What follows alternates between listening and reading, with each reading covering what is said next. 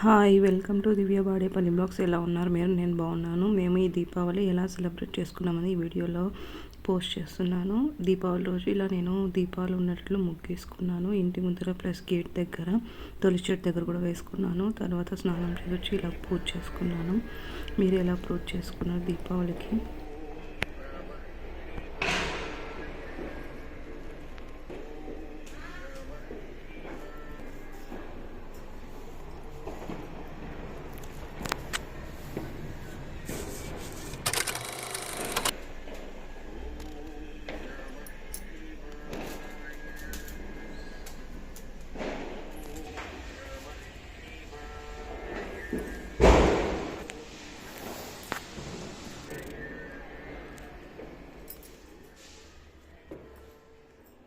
మేము దీపావళికి ఓన్లీ దీపాలు పెట్టి ప్రసాదం నైవేద్యంగా చేసుకున్నాము.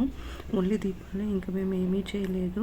దీపాలు ఆల్రెడీ కొత్తవి తీసుకోలేదు, ఇంట్లో ఉన్నవే క్లీన్ చేసుకొని ఇలా పెట్టుకున్నాను. దీపం ఒకటే పెట్టకూడదు, ఇలా రెండుగా పెట్టాలి. పూలు కూడా దీపం పెట్టకూడదు. ఇలా నేను ఇంటి చుట్టూ క్యారిడార్లో మొత్తం పెట్టుకొని ఇట్లా ముగ్గులో వాకిలికి ఇటు అటు అంతా పెట్టుకొని డెకరేషన్ చేసుకున్నాను. అలాగే ఆ రోజు ఈవినింగ్ గేట్కి గ్రిల్స్కి అంతా ఇలా లైట్స్, మా ఇంట్లో సీరియల్ లైట్స్ ఉన్నాయి, ఒక 3 సెట్స్. ఆ లైట్స్ వేసి డెకరేషన్ చేసుకున్నాను. ఈ దీపావళికి ఇలా సెలబ్రేట్ చేసుకున్నాము. చాలా బాగా సెలబ్రేట్ చేసుకుంటారు దీపావళి అంటే. మెయిన్ దీపావళి పండుగ 4 రోజులు చేస్తారు. ఫస్ట్ ధనత్రయోదశి, నెక్స్ట్ శ్రీరాముడు అక్కడ రావణాసుని చంపేసి అయోధ్యకు వచ్చేటప్పటికి 3 డేస్ టైం పడుతుంది. అప్పట్లో వచ్చిన తర్వాత 3 డేస్ పండుగ జరుపుకుంటాం మన వైపు. ఇలా 3 డేస్ మనము పండుగ చేసుకుంటాము. నేను ఇలా 3 డేస్ దీపాలు ఇంటి ముందర అంతా పెట్టాను. ఫైనల్గా కింద ఇలా క్రాకర్స్ కాల్చారు దీపావళి రోజు.